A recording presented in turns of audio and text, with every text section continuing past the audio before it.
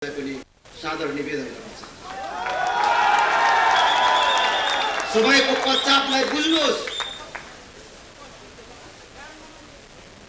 समयको पश्चातलाई बुझेर राष्ट्रिय प्रजातन्त्र पार्टीलाई तपाईहरू अगाडि बढ्ने बाटो खोलिदिनुहोस्। तपाईहरू काम नलाग्ने हुनुभयो, तपाईहरू फेल हुनुभयो भनेर हामीले भनेकै छैन। तपाईहरूको योगदान, तपाईहरूको भूमिका राष्ट्रिय प्रजातन्त्र पार्टीमा चाहिन्छ। तर यो कार्यकारिणी भूमिकामा परिवर्तन गर्नु पर्यो। एकचोटि यो कार्यकारिणी भूमिका फेरेर हेर्नु पर्यो।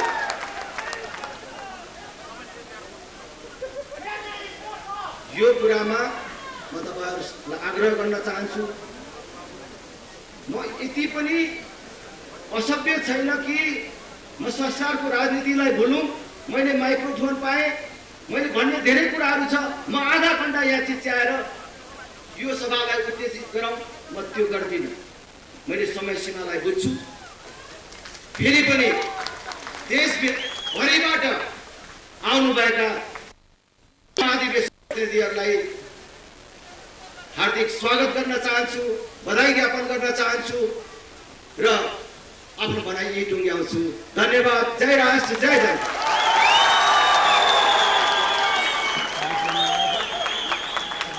अब पुस्तक विमोचनको कार्यक्रम छ। पुस्तक विमोचनको कार्यक्रम छ। डाक्टर गोविन्दराज खनिया तयार हुनुहोस्। डाक्टर गोविन्दराज खनिया।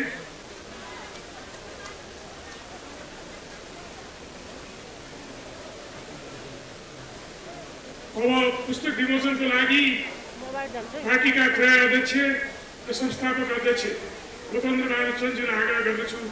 पूर्व गृहमन्त्री तथा कानुन मन्त्री पार्टीका नेता निरञ्जन थापाद्वारा लिखित स्वाभिमत र वस्तु तथ्य नामक पुस्तकको विमोचनको लागि पार्टीका अध्यक्ष क्रय र संस्थापक अध्यक्ष लोकेन्द्र बहादुर चन्दज्यूलाई आग्रह गर्दछु।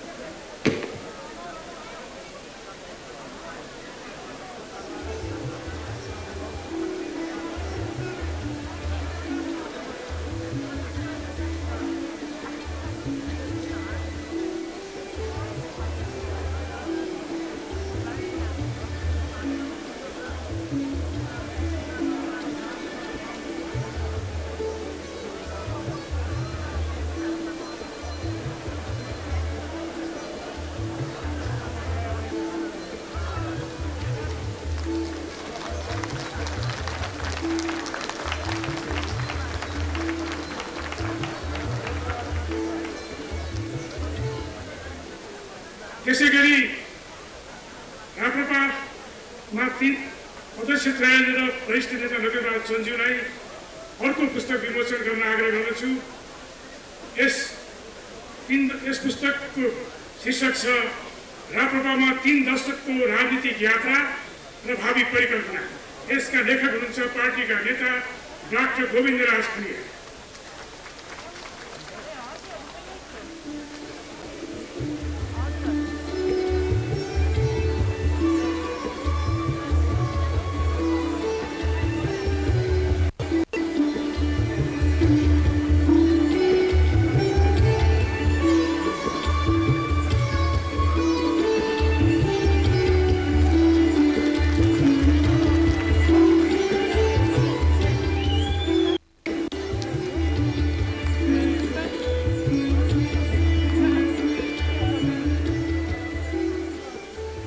धन्यवाद अध्यक्षज्यूहरू। अब हामी महत्त्वपूर्ण क्षेत्रमा प्रवेश गर्दैछौँ। मन्तव्यको क्रम प्रारम्भ गर्दैछौँ। हाम्रा अतिथिहरूबाट मेरो आग्रह र अनुरोध छ, समय एकदमै कम भएको हुनाले बढीमा 5 मिनट म यहाँ उभिसकेपछि अतिथिज्यूहरूले म यो पौडीमा आइसकेपछि के बुझिनुपर्छ भने अब मेरो समय सकिन लाग्यो भनेर बुझिनु हुनेछ भने म विनम्रतापूर्वक आग्रह गर्दछु। सर्वप्रथम नेपाल कम्युनिस्ट पार्टी मालेका अध्यक्ष सीपी मैनालीजी। समय 5 मिनट।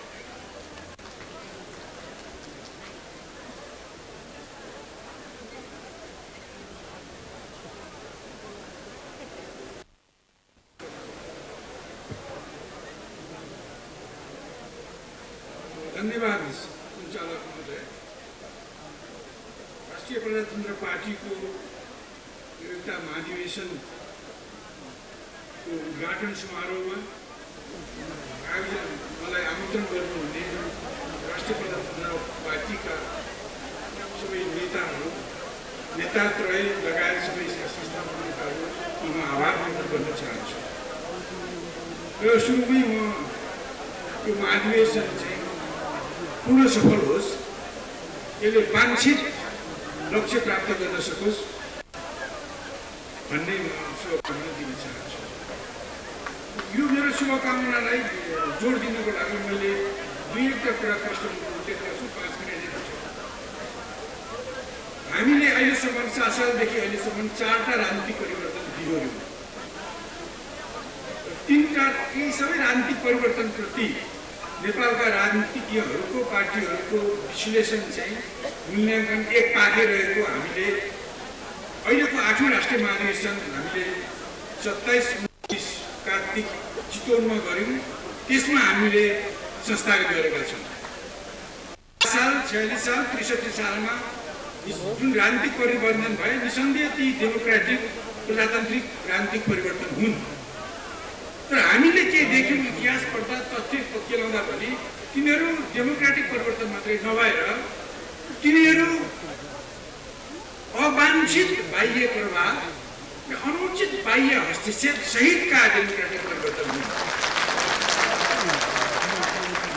मैले व्याख्या गरिनँ, इतिहास पढेका छौँ र दुर्गति भोगेका छौँ। हामी प्रष्टै छौँ। आदरणीय मित्रहरू, हामीले तिनीहरूलाई अहिलेसम्म खालि डेमोक्रेटिक परिवर्तन भन्दै गयौँ र हामीमाथि थोपरिएका अवाञ्छित बाह्य हस्तक्षेप प्रभाव र हस्तक्षेपहरूलाई हामीले अनदेखा गऱ्यौँ। सिवाय 7 सालपछि 2011 साल चैत 1 गते राजा बनेका राजा महेन्द्रले त्यसबेला दिल्ली सम्झौताबाट आएका जुन अवाञ्छित प्रभाव र हस्तक्षेप थिए तिनीहरूका अधिकांशलाई उहाँले खारेज गरिदिनु हो। यदि उहाँले पहिलो दिल्ली सम्झौताबाट आएको 5औं कुरा विधानसभा भन्ने जो संयन्त्र छ त्यसको चुनाव गरेर त्यसमार्फत नेपालको संविधान ल्याउने भन्ने जुन कुरा थियो त्यसभित्र लुकेको जो मनसाय थियो त्यसलाई देशका अरू नागरिक नेताहरूले बुझेको मैले देखिनँ। बुझे त युवराज महेन्द्रले, बुझे त राजा महेन्द्रले। त्यसको विरोध नगरिकन सार्वजनिक विरोध नगरिकन पछाउँदै विधानसभालाई पुहाइदिए तब हामी नेपाल आज जिउँदो छौँ। रामाराव विराट पृथ्वीनारायण शाहको नेतृत्वमा 70 वर्ष लगाएर 72 वर्ष लगाएर एकीकरण भयो। त्यसपछिका कयौं श्री 3 श्री 5हरूले एउटा दुईटा देशको पक्षमा काम गरेका छन्, म गइन। तर सिङ्गो नेपाल भारतमा गाभिएको सिक्किम जस्तो हुनबाट रोक्नको निम्ति सिङ्गो नेपाल प्रोटेक्टरेट संरक्षित भुटान बन्ने कुरालाई रोक्नको निम्ति कुनै नेताले कुनै नेपालीले पृथ्वीनारायण शाहपछि कदम चालेको छ भने ती राजा महेन्द्र हो। उनले अहिले पनि मलाई दुःख लाग्छ हाम्रा देशका धुरन्धर पोलिटिसियनहरू 60 वर्षदेखि हामीले विधानसभामा आएको बल्ल बल्ल पाक्नु भन्छ। ए बाबा तपाईले 9-10 सालमा विधानसभा पाएको भए त्यसबेला सिक्किम बन्नुहुन्थ्यो, त्यसबेला तपाईँ भुटान बन्नुहुन्थ्यो। त्यो विधानसभा नेपालीहरूको मागै होइन, नेहरूजीले आफ्नो निम्ति राखेको पहिलो दिल्ली सम्झौताको लास्ट एजेन्डा हो। यसलाई महेन्द्रले चिन्नुभयो, महेन्द्रले पन्छाउनु भयो, तुहाइदिनु भयो। 26 सालमा उतरी चेकपोस्टमा बसेका 750 जति इन्डियन आर्मीलाई चेकपोस्टमा बसेकालाई नेपाल जोग्यो। त्यसै कारण सीपी मैनालीले राजा राष्ट्रवादी हुन्छ। मैले 2046 सालपछि प्रज्ञाको हलमा पनि भनेको थिएँ राष्ट्रवादी हो। यद्यपि उहाँको वे अफ डुइङ थिङ्समा म सहमत छैन। उहाँले 17 साल पुसे गते जुन कदम चाल्नुभयो त्यसलाई हामीहरूले 8औं महाधिवेशनले भनेको छ त्यो दक्षिणपन्थी राष्ट्रवादी कदम थियो। दक्षिणपन्थी राष्ट्रवादी कदममा दक्षिणपन्थले निरङ्कुश तन्त्र ल्यायो, त्यसको पुरा विरोध गरिनु पर्थ्यो, मैले पनि गरेँ, गऱ्यौँ, त्यसलाई बदल्यौँ। तर राष्ट्रवादी कदम उहाँले समाज सुधारका जुन कदम छ त्यसलाई उत्तिकै 100% विरोध गर्नु गलत थियो। काङ्ग्रेसले विरोध गर्नु पनि गलत थियो, सिद्धिविनायकले विरोध गर्नु पनि गलत थियो। अरूको त अरूले भन्ला। त्यसलाई हामीले विश्लेषणात्मक ढङ्गले हेर्नु पर्थ्यो र जति ठिक थियो त्यसलाई सकारात्मक भाव राख्ने, समर्थन गर्ने, जति कमजोरी थियो आलोचना गर्ने गर्नु पर्थ्यो, गरेन। मैले यति भने। अब अहिले यति भन्नु 46 सालको परिवर्तन पनि बाह्य अवाञ्छित प्रभाव र हस्तक्षेप सहितको परिवर्तन हो। हाम्रो पुष्पकमल दाहालले नेतृत्व गरेको जुन पछिल्लो 63 सालको परिवर्तन छ उहाँ प्रमुख शक्ति बनेर त्यसले पनि अवाञ्छित बाह्य प्रभाव र हस्तक्षेप ल्यायो।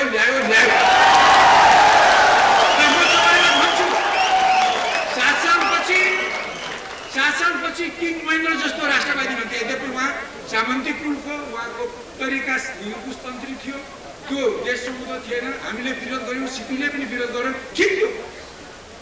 तर त्यो पछि विदेशी प्रभावलाई, हस्तक्षेपलाई विरोध गर्ने एउटै व्यक्तित्व महेन्द्र नै। 46 सालपछि परिवर्तन भयो। म पनि त्यो परिवर्तनको बाहक हो, माधव नेपालजी पनि त्यो परिवर्तनको बाहक हो।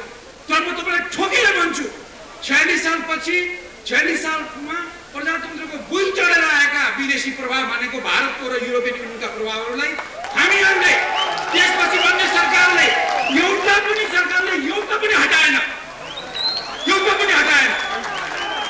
प्रचण्डजीहरूले 52 सालमै 50 सालमै सशस्त्र सङ्घर्ष र जनगणतन्त्र ल्याउँछु भन्नुभयो। हुन्न भनेर मैले उहाँहरू बाबुरामको घरमा त्यत्रो लामो कुरा गरेको, उहाँहरू जानुभयो। तर पछि सक्नु भएन, उहाँले जनगणतन्त्र ल्याउन सक्नु भएन। तर अहिलेसम्म पनि आत्मालोचना छैन र सक्नु भएन। तर त्यो सँगसँगै उहाँ पछि फर्कँदाखेरि जसले उहाँलाई होस्ट आतिथ्य दिएको थियो उसैले उहाँलाई आतङ्ककारी भन्नु। किनभने आफू खुसी नेपालका शक्ति लिएर उहाँहरू फिर्ता नहुनुहोस् भनेर आतङ्ककारी भन्नु। पछि आतङ्ककारी ट्याग निकाल्ने क्रममा उहाँहरूलाई पुष्ट विदेशी एजेन्डाको भारी बोकाएर पठायो। यो भारीलाई 63 सालको परिवर्तनपछि न उहाँले एउटा हटाउनु भएको छ, न त्यसपछि बन्ने सरकारले एउटा हटाएको छैन। त्यसकारण म भन्न चाहन्छु हामीले हाम्रो हिस्ट्रीलाई तथ्यको आधारमा केलाउँ र जे गलत छ विरोध गरौँ, जे ठिक छ एक्लेम गरौँ, समर्थन गरौँ। अनि म भन्न चाहन्छु आगामी मित्रहरू, यसरी नेपालमा 60 साल, 46 साल, 63 सालको प्रजातन्त्रसँगै आएका अवाञ्छित बाह्य प्रभाव र हस्तक्षेपहरूले हामीलाई कन्ज्यायो।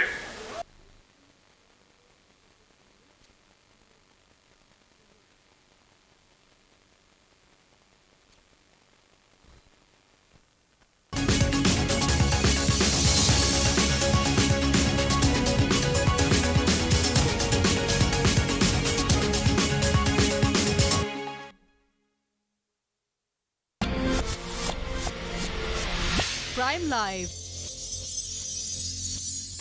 गोली नपड्काइ 400 किलोमिटर जमिन लगाऊ। अहिले त्यसको कुरा गर्न खोज्यो भारतका शासकलाई भने सामने कुरा गराउने यताउति टाउको गर्नु पुरै गर्दैन। 72 ठाउँको अतिक्रमण छँदैछ, झन् अत्याचार बढेको छ। हिजो त गोली मात्रै ठोक्दै अहिले तुइन काटेर नेपाली मार्छन् बढेको छ। हरेक क्षेत्रमा त्यो मुलुकले हामीमाथि उत्पीडन बढाएको छ। किनभने 3 कालमा जे आयो त्यसलाई हामीले स्वीकार गर्ने यसैको कारण। आदरणीय मित्रहरू, यसको साथसाथै मैले अन्तिममा भने नेपाललाई कुरुक्षेत्र बनाएर चीनलाई तोड्नको निम्ति संयुक्त राज्य अमेरिकाले नेपालमा हस्तक्षेप बढाएको छ। र यसले गर्दा यो बाह्य हस्तक्षेप अचाक्ली बढेको छ। मैले नाप्न सक्दिनँ, अचाक्ली बढेको छ। मित्रहरू, अब यो भित्र कुशासन भयो, मैले व्याख्या गरिनँ। भित्र समय अनुकूल अर्थतन्त्र बनाइएन, कोभिडलाई ठिक ढङ्गले प्रभावकारी ढङ्गले सामना गरिएन, देश अव्यवस्थामा गयो, देश सङ्कटमा गएको छ। देशभित्र अवस्था र सङ्कटको शिकार छ, बाहिरबाट चर्को हस्तक्षेप छ। देश यस्ता दुईटा कुराको खाडलमा झाँकिएको छ। आज त्यो खाडलबाट देशलाई निकाल्ने कसले? देशभक्तहरूले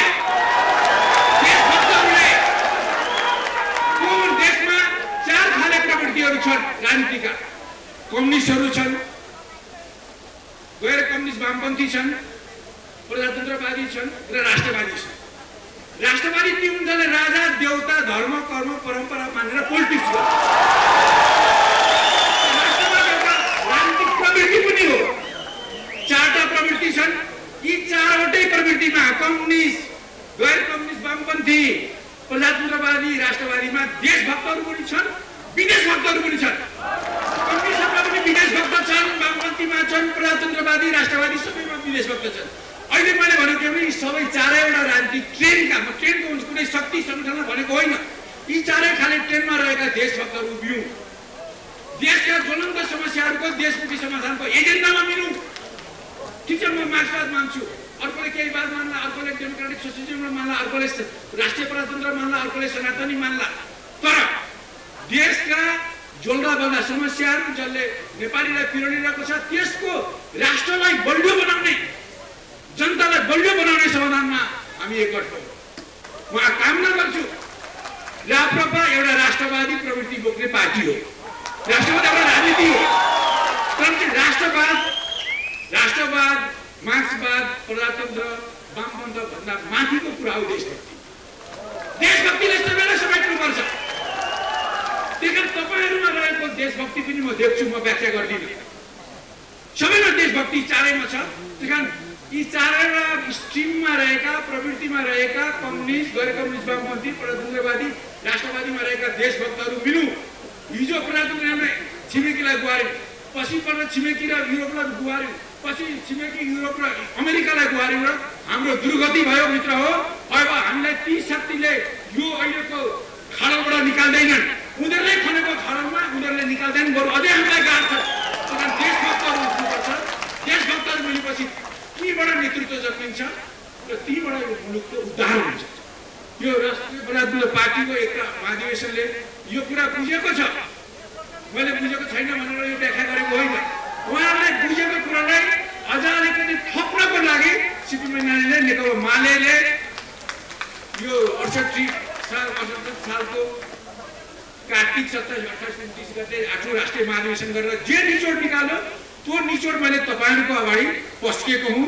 तपाईँहरू देशभक्तिको बाटोमा बढ्नुहुन्छ भन्ने म आशा गर्छु। विश्वास गर्ने दिन आओस्, सबै मिलेर देश जोड्छौँ। यति भन्दै म राष्ट्रवादको महाधिवेशन पूर्ण सफल होस्। यो राष्ट्रवादमा नअल्झियो, अझ अगाडि बढेर देशभक्तिको कमन एजेन्डामा आउने यसले आँट गरौँ। धन्यवाद। धन्यवाद। नेपाल कम्युनिस्ट पार्टी मालेका सिपी मैनालीज्यू। उहाँले राजा महेन्द्र राष्ट्रवादी थिए, जसले विदेशी प्रभाव र दबावलाई निस्तेज चुनाए र राष्ट्रिय अभियानमा जोगाएर लिएर जानुभयो। उहाँलाई धेरै धेरै धन्यवाद। अब म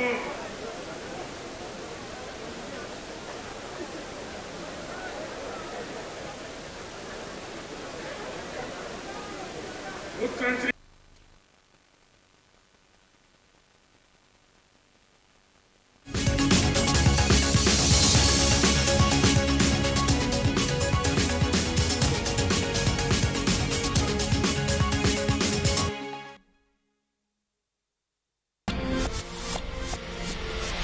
प्राइम लाइव महाउत्सवमा दल महाधिवेशनको चटारोमा कांग्रेस, एमाले, माओवादी केन्द्र र राप्रपा। पाका नेतामा अझै नेतृत्वमै टाँसिने मोह, कमजोर बन्दै युवा नेता। गफमै प्रकाश चन्द्र लोहनीज्यू, कमल थापाज्यू, राप्रपाका संस्थापक अध्यक्ष एवं पूर्व प्रधानमन्त्री लोकेन्द्र बहादुर चन्दज्यू, नेकपा एकीकृत समाजवादीका अध्यक्ष पूर्व प्रधानमन्त्री माननीय माधव कुमार नेपालज्यू, नेकपा माओवादी केन्द्रका अध्यक्ष पूर्व प्रधानमन्त्री माननीय पुष्पकमल दाहालज्यू, नेकपा मालेका अध्यक्ष कमरेड सिपी मैनालीज्यू, यस उद्घाटन सत्रमा शुभकामना मन्तव्य दिनका लागि पाल्नु भएका अन्य विशिष्ट महानुभावहरू, राष्ट्रिय प्रजातन्त्र पार्टीका सबै केन्द्रीय नेताज्यूहरू, यो एकता महाधिवेशन का प्रतिनिधि मित्रहरू, राप्रपाका सबै तह स्तर र निकायका नेता कार्यकर्ता साथीहरू, यो उद्घाटन समारोहमा सहभागी हुनुभएका अन्य विशिष्ट महानुभावहरू, पत्रकार बन्धुहरू, भद्र महिला एवं सज्जनवृन्द, सबभन्दा पहिले मेरो तर्फबाट म प्रतिनिधित्व गर्ने पार्टी लोकतान्त्रिक समाजवादी पार्टीका अध्यक्ष आदरणीय महन्त ठाकुरज्यूको तर्फबाट र हाम्रो पार्टीको सबै नेता साथीहरूको तर्फबाट राष्ट्रिय प्रजातन्त्र पार्टीको यो एकता महाधिवेशनको पूर्ण सफलताको कामना गर्दछु। स्वीकार्नुहोस् हाम्रो शुभकामना। मलाई विश्वास छ राष्ट्रिय प्रजातन्त्र पार्टी जुन प्रकारले आफ्नो आदर्श राष्ट्रियता, प्रजातन्त्र र उदारवादलाई आत्मसात गरेको छ, त्यसै प्रकारले यो देशको सबै भाषा, क्षेत्र र समुदायका जनताहरूको समुचित अधिकारका लागि यो महाधिवेशन, एकता महाधिवेशनबाट एउटा समतुल्य प्रस्ताव पारित गर्नेछ।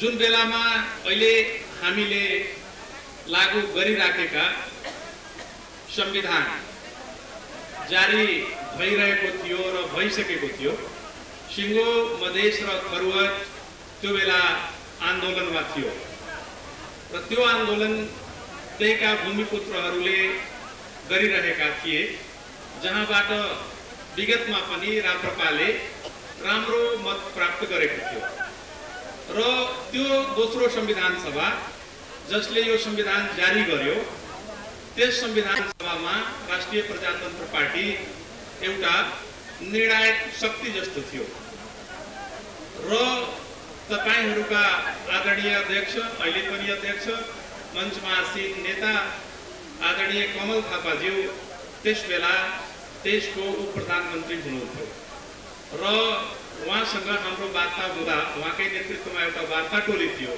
म स्मरण गर्न चाहन्छु, उहाँले त्यस बेला हामीसँग गरेका प्रतिबद्धताहरू अहिलेसम्म पुरा हुन बाँकी छन्।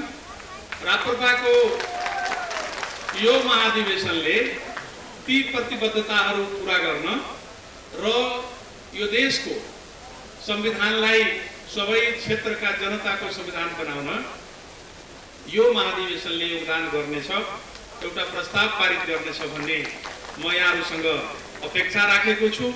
यो महाधिवेशन स्थलमा हिमाल र पहाडका मात्रै होइन, मलाई विश्वास छ, यसो म अनुहार हेरिरहेको छु, तराईतिरका साथीहरू पनि थुप्रै हुनुहुन्छ। उहाँहरू राष्ट्रिय प्रजातन्त्र पार्टीले भोलिको दिन गर्ने पार्टी क्रियाकलापमा पनि त्यो भूगोलको उत्तिकै सहभागिता हुन्छ। यहाँहरूको विगतमा भएको रथयात्राहरू पनि त्यही भूगोलबाट गुज्रेको मैले देखिरहेको थिएँ। त्यसैले त्यो भूगोलको जनता जो अहिले पनि आफ्ना मागहरू सम्बोधनका निम्ति उहिले जान दिए, प्राण दिए र अहिलेसम्म अपेक्षा राखेका छन्, ती जनताका एस्पिरेसन्सहरू, मागहरू सम्बोधन गर्ने प्रकारले राप्रपाले निर्णय गर्नेछ, महाधिवेशनले एउटा प्रस्ताव पारित गर्नेछ। त्यो अपेक्षा राख्दै राप्रपाको यो महाधिवेशन साँचो अर्थमा एकताको महाधिवेशन हुन सकोस्, यसले देश र जनताको पक्षमा एउटा उत्कृष्ट यात्रा तय गर्न भविष्यमा सफल होस् भन्ने कामना गर्दै मेरा मन्तव्यहरू यही समाप्त गर्ने अनुमति चाहन्छु। हस्त, धन्यवाद। धन्यवाद अनिल कुमार झाजी, शुभकामना मन्तव्यको लागि। समय अभावको कारणले कार्यक्रममा जान भएको कारणले म अब नेपाल कम्युनिस्ट पार्टी माओवादी केन्द्रका अध्यक्ष पूर्व प्रधानमन्त्री पुष्पकमल दाहाल प्रचण्डलाई मन्तव्यको लागि आग्रह गर्दछु।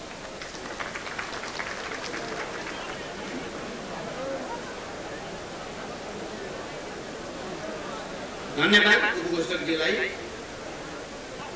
राष्ट्रिय प्रजातन्त्र पार्टीको यो एकता महाधिवेशन उद्घाटन समारोहका सभापति तथा अध्यक्ष रहे सबै पदाधिकारीहरू, विभिन्न राजनीतिक दलका प्रतिनिधि साथीहरू र यो एकता महाधिवेशनमा उपस्थित सम्पूर्ण प्रतिनिधि, पर्यवेक्षक, पत्रकार र अन्य मित्रहरू, सबभन्दा पहिला त म पनि राष्ट्रिय प्रजातन्त्र पार्टीको यो एकता महाधिवेशनको पूर्ण सफलताको निम्ति हाम्रो पार्टीको तर्फबाट र मेरो तर्फबाट हार्दिक शुभकामना व्यक्त गर्न चाहन्छु र म नेतृत्वलाई विशेष रूपले धन्यवाद दिन चाहन्छु। तपाईहरुले जे गर्नुभयो यो महाधिवेशनको नाम पनि त्यही राख्नुभयो। तपाईहरु तीनटा मिल्नु भयो फेरि र महाधिवेशनको नाम एकता महाधिवेशन राख्नुभयो। त्यस अर्थमा धन्यवाद दिन्छु। तर नेपालमा पार्टी फुटाएर तीन टुक्रा पार्ने नाम चाहिँ एकता महाधिवेशन राख्ने पनि भर्खरै हामीले देखेका छौँ। त्यस्तो झुटो कुरा चाहिँ तपाईहरुले गर्नु भएन। कम्तीमा पार्टी चाहिँ फुटाउने, नाम चाहिँ एकता राख्ने, त्यस्तो गर्नु भएन जाली झेली तरिका। तपाईहरुले जे गर्नुभयो त्यही राख्नुभयो। त्यस अर्थमा मैले 3 वर्ष 4 वर्ष अगाडि पनि तपाईहरुको एकता अधिवेशनमा बोलेको थिएँ। मैले त्यति बेला पनि सफलताको शुभकामना भनेको थिएँ, अहिले पनि भने। तपाईहरुको र हाम्रो विचार र मत त्यति मिल्दैन, तर राष्ट्रिय भावना, स्वाधीनता प्रतिको निष्ठा, देशभक्ति तपाईहरुको हाम्रो एउटै छ। त्यस अर्थमा हामी उस्तै गोत्रका भनेको थिएँ मैले। हाम्रा मत, विचार, दर्शन मिल्दैन। म चाहिँ त्यहाँ पनि अहिले बडो चाहिँ अर्को भाषा बोल्न सक्दिनँ। हुन त हाम्रो सीपीजीले सजिलै बोल्दिनु भयो। उहाँले बोल्दै जाँदा पहिला राजतन्त्र सिद्ध्याउनु पर्छ भनेर टागो काट्ने सुरुवात उहाँले गर्नुभयो। अहिले तपाईहरुको अगाडि महान राजा भनेर पनि बोल्नुभयो। मलाई त लाग्यो उहाँ राप्रपाको अध्यक्ष हुने तयारी गर्दै हुनुहुँदो छ क्या हो।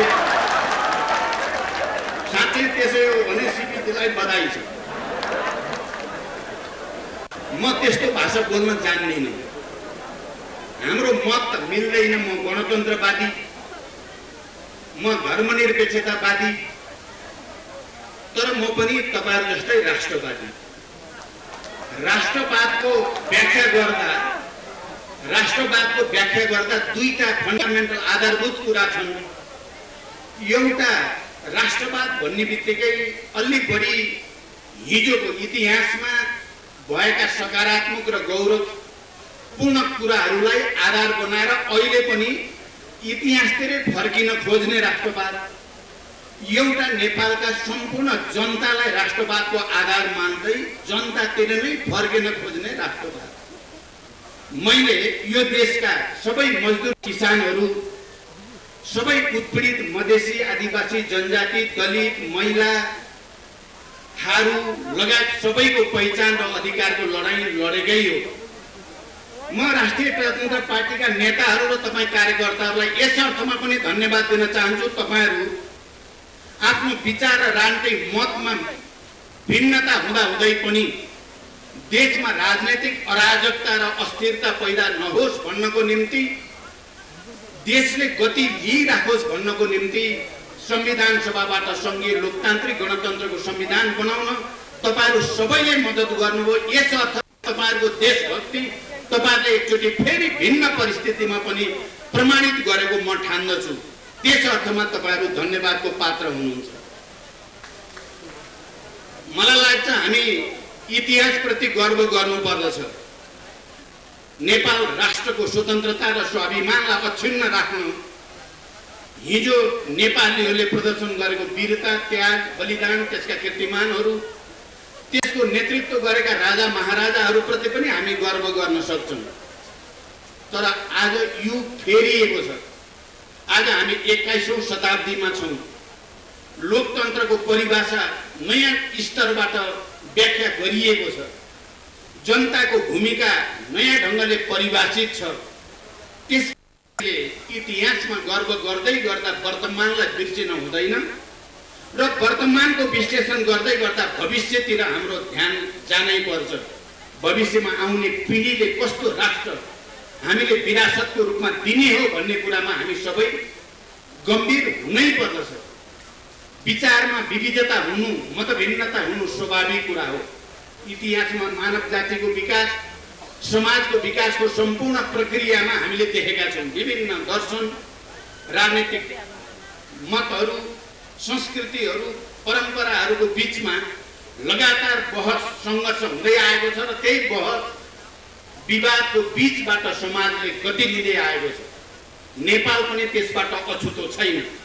नेपालमा पनि अहिले विभिन्न राजनीतिक दल, विभिन्न राजनीतिक दर्शन, मत, मतान्तरको बीचबाट हामी सबै नेपाली समाजलाई रूपान्तरणको एउटा प्रक्रियातिर अगाडि बढाउन चाहेका छौँ।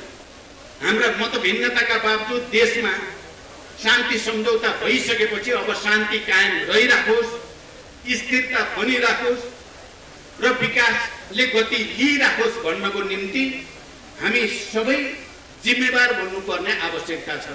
मैले जहिले पनि शान्ति सम्झौतामा आएदेखि तपाईहरुसँग पनि आम नेपाली जनताको अगाडि नयाँ राष्ट्रिय एकताको आवश्यकताको कुरा, तराई मधेस पहाड हिमालको एकताको आवश्यकता कुरा, राजनीतिक विवादको बीचमा पनि लोकतान्त्रिक विधि प्रणालीद्वारा त्यसलाई सम्बोधन गर्ने, व्यवस्थापन गर्ने र राष्ट्रको हित र स्वाधीनतालाई अक्षुण्ण राख्न एकजुट हुने कुराको अपिल गर्दै आएको छु। तपाईहरुलाई थाहा छ, संविधान घोषणा भइसकेपछि पनि देशको राष्ट्रिय एकता के हुने हो भन्ने चिन्ता हामी सबैलाई थियो। तराई मधेसमा अहिले अनिलजीले भने जस्तै एउटा आन्दोलनको वातावरण थियो। कसरी तराई मधेसका जनतालाई सम्बोधन गर्ने र राष्ट्रिय एकतालाई अक्षुण्ण राख्ने मात्र होइन, सुदृढ गर्ने भन्ने गम्भीर चिन्ता हामी सबैलाई थियो।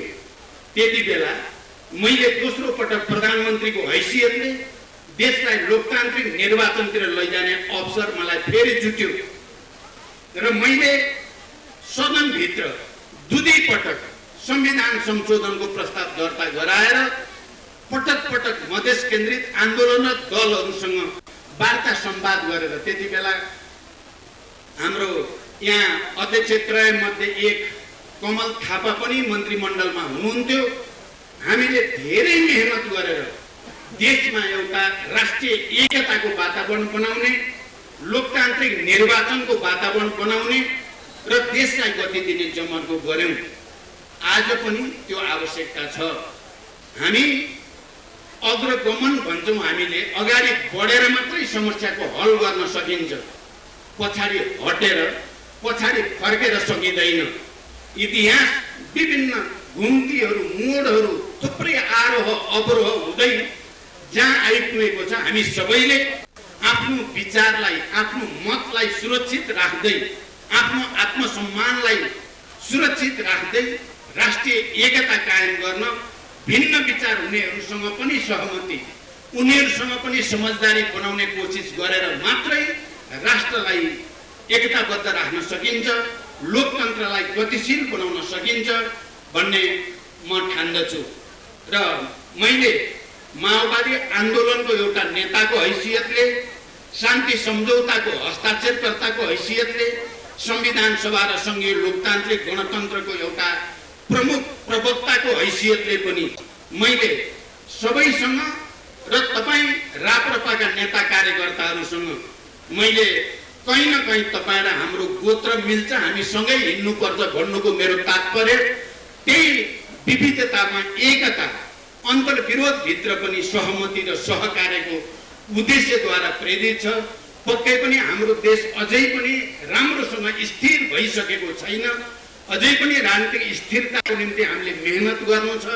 हामी विभिन्न राजनीतिक दलहरूको बीचमा अन्तर्क्रिया, अन्तर्संवादलाई अझ घनीभूत बनाउनु छ र यो राष्ट्रलाई अक्षुण्ण राख्ने, यो राष्ट्रलाई गति दिने, सबै खाले वैदेशिक दबाव हस्तक्षेपबाट उन्मुक्त राष्ट्र निर्माण गर्ने ऐतिहासिक जिम्मेवारी हाम्रो काँधमा छ। त्यसमा हामी सबैलाई मतको, आफ्नो स्वतः स्वाभिमानको बावजुद राष्ट्र सबभन्दा माथि छ। त्यसकारण राष्ट्रको हितलाई सर्वोपरि राख्न अन्तर्संवादको संस्कार विकास होस् भन्ने शुभकामना सहित फेरि एकचोटि राष्ट्रिय प्रजातन्त्र पार्टीको यो साँचो अर्थमा एकता महाधिवेशन बनोस्। यसबाट देशको सुदृढीकरणको लागि, जनताको विकास समृद्धिको आकांक्षा पूरा गर्नको लागि सही नीति र नेतृत्व छानोस् भन्ने शुभकामना व्यक्त गर्दै बिदा हुन्छु। धन्यवाद। अभिवादन।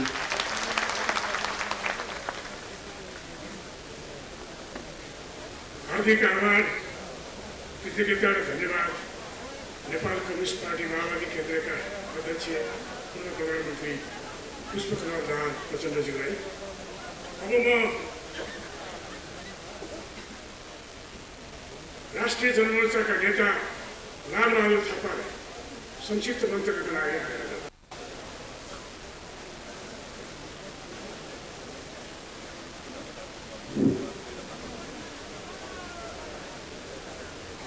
यस एकता महाधिवेशनका अध्यक्ष ज्यू र राष्ट्रिय प्रजातन्त्र पार्टीका विभिन्न पदाधिकारी साथीहरू र नेकपा समाजवादीका अध्यक्ष एवं पूर्व प्रधानमन्त्री माधव कुमार नेपालज्यू, त्यस्तै अन्य राजनीतिक पार्टीका प्रतिनिधि साथीहरू, नेकपा मालेका महासचिव सीपी मैनालीज्यू र सम्पूर्ण सहभागी साथीहरू र देशभरिबाट आउनुभएका प्रतिनिधि पर्यवेक्षक साथीहरूमा सर्वप्रथम हाम्रो पार्टी राष्ट्रिय जनमोर्चाको तर्फदेखि म यहाँ सबैलाई हार्दिक अभिनन्दन गर्न चाहन्छु। हाम्रो पार्टीका अध्यक्ष, उपाध्यक्ष र महासचिव त्यो भ्याली बाहिर भएको हिसाबले त्यो राष्ट्रिय प्रजातन्त्र पार्टीले गरेको निमन्त्रणालाई एउटा शुभकामना दिनको लागि म हाम्रो पार्टीको तर्फबाट यहाँ उपस्थित भइरहेको छु। आदरणीय साथीहरू, हामी आज देशमा लामो समयदेखि नेपाली जनताका हक अधिकारको निम्ति एउटा सङ्घर्ष, एउटा आन्दोलन गर्दै आइरहेका छन्। त्यसमा हामीले केही परिवर्तनहरू, राजनीतिक परिवर्तनहरू हामीले पाएका छौँ। तर ती परिवर्तनहरूलाई हामीले संस्थागत गर्ने कुरा, त्यसलाई अगाडि बढाउने कुरा आज हाम्रो नेपाली राजनीतिमा त्यो अवस्था छैन। आज के छ भने परिवर्तन भएका मुद्दालाई संस्थागत गर्ने भन्दा पनि हाम्रा आनी बानीहरू, हाम्रा व्यवहारहरू, हाम्रा प्रवृत्तिहरू आज हामी पुरानै अवस्थाका छन्। त्यो भन्दा पनि अझै कसरी चाहिँ नेपाली जनता राष्ट्रलाई कसरी चाहिँ दोहन गर्ने भन्ने एउटा नेपाली राजनीतिक एउटा त्यो चाहिँ मौलाइरहेको अवस्था छ। त्यसैले त्यस्तो अवस्थामा आज देशको एउटा गम्भीर परिस्थितिको बिचमा आज राष्ट्रिय प्रजातन्त्र पार्टीले एकताको महाधिवेशन गर्दैछ। निश्चित रूपमा आज राष्ट्रिय प्रजातन्त्र पार्टीसँग हाम्रा गम्भीर केही मतभेदहरू छन्, तर ती मतभेदहरूलाई हामी थाती राखेर राष्ट्रिय जनमोर्चाले कतिपय निर्णय मुद्दाहरूमा आज राष्ट्रियताको मुद्दामा हामी चाहिँ एकजुट भएर जानुपर्छ भनेर भनेका छौँ। आज राष्ट्रिय स्वाधीनताको रक्षाको लागि जुन हाम्रा पूर्व साथीहरूले भनिसक्नु भएको छ, आज गम्भीर प्रकारले हाम्रो नेपालका प्राकृतिक स्रोत साधनमाथि दोहन गर्ने र यो वा त्यो नाममा